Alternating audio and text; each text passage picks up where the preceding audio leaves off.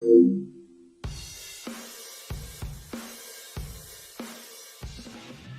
Yakuza series is one of the most famous games in the beat-em-up genre. This is a franchise I've developed a strong fondness of lately, having been chipping away at the first 6 games in the Yakuza series.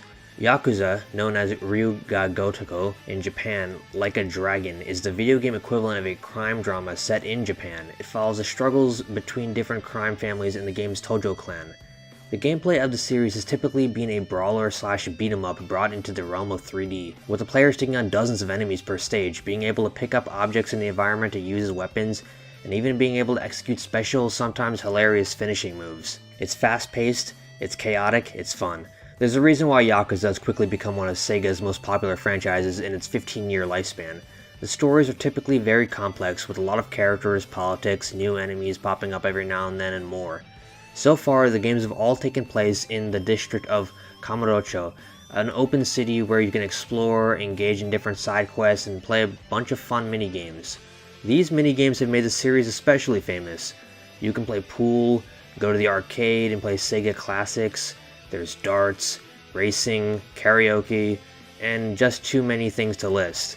It's overall a good franchise with quite a legacy built up. Now, the latest entry in the Yakuza series happens to be coming out in the West very soon. Yakuza Like a Dragon is releasing, and it features a new protagonist, Ichiban Kasuga, in the district of Isezaki in Jincho.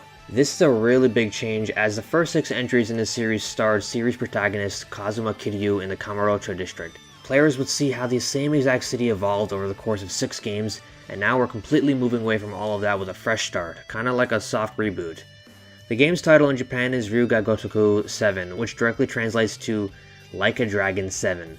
Now, in the West, Sega has dropped the 7 from the title and just called it Yakuza Like a Dragon.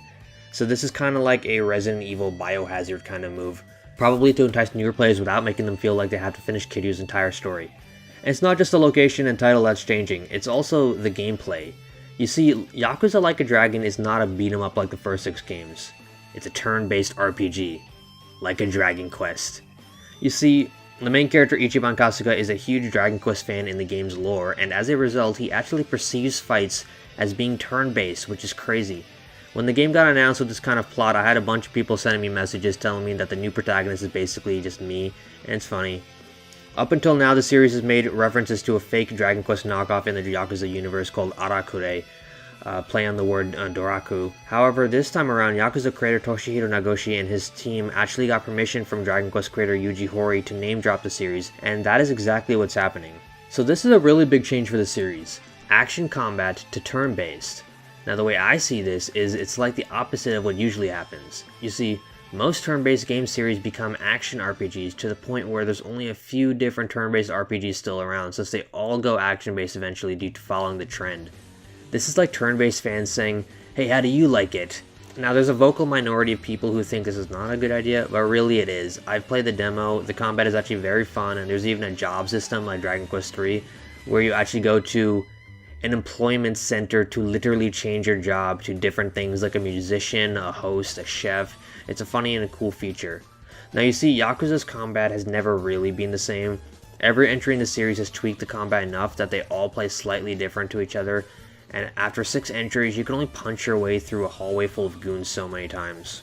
In a Japanese interview in Famitsu January 2020, translated by @KChristoph100 on Twitter, Yuji Horii and Toshihiro Nagoshi were both being interviewed. It is here where Nagoshi sheds light on the changes and connections to Dragon Quest. Turns out Nagoshi is actually a big Dragon Quest fan and looks up to Horii sensei a lot. He says that when he was in university, Dragon Quest taught him what an RPG was. He was grinding as much as he could. He also mentions he was a big fan of Horii's other work, the Bartopia serial murder case, which he only tried because Horii was attached to it. At the time, there were only 2 famous game directors, Yuji Horii and Shigeru Miyamoto, and people typically were interested in new games by either of them, the same way you'd watch a movie because of a certain director. Nagoshi says that his reasons for the game's direction is that the main character Ichiban is an outlaw who likes games, and that it would be too vague to just say he likes RPGs without actually naming a game. So they decide to name drop Dragon Quest with Yuji Horii's permission as a way to show that he's a simple person. This is why they decide not to go with a franchise like Final Fantasy instead, as Nagoshi said that this would not fit.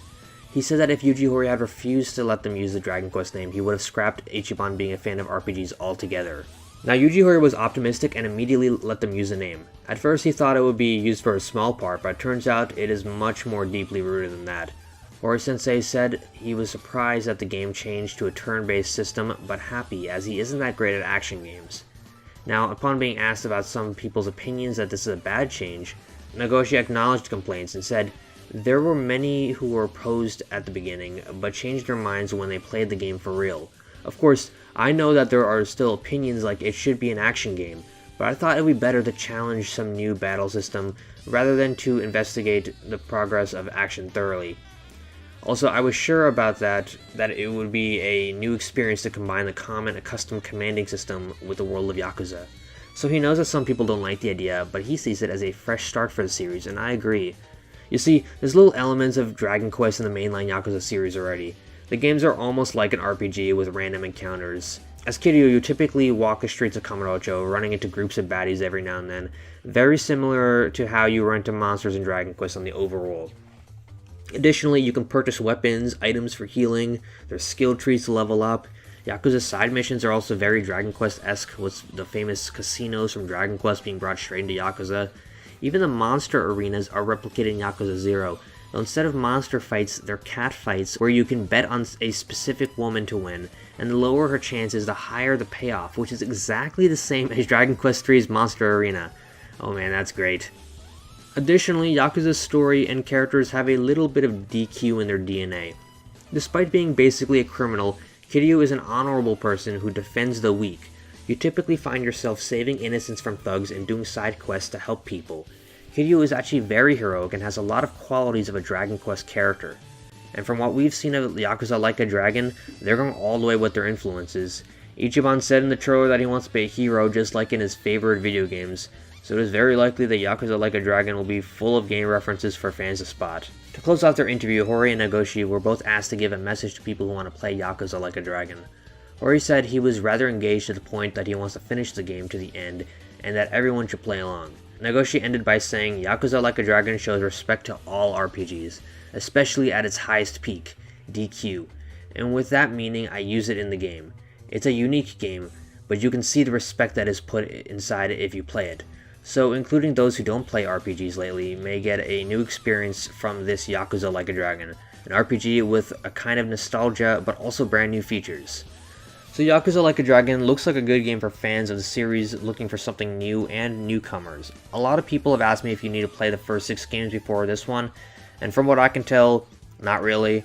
However, this game is still about the Tojo clan, and I would highly recommend at least playing Yakuza 0 and Kiwami 1 to experience some of Kiryu's story and have a bit of an attachment before jumping into Like a Dragon. Other than that, the game looks cool. I plan on playing it, and I think DQ fans should get it too. Ichi is one of us. It's the first game I've ever seen starring a Dragon Quest fan, so I have to get it. Anyway, I hope you guys enjoyed this video, and I'll see you next time.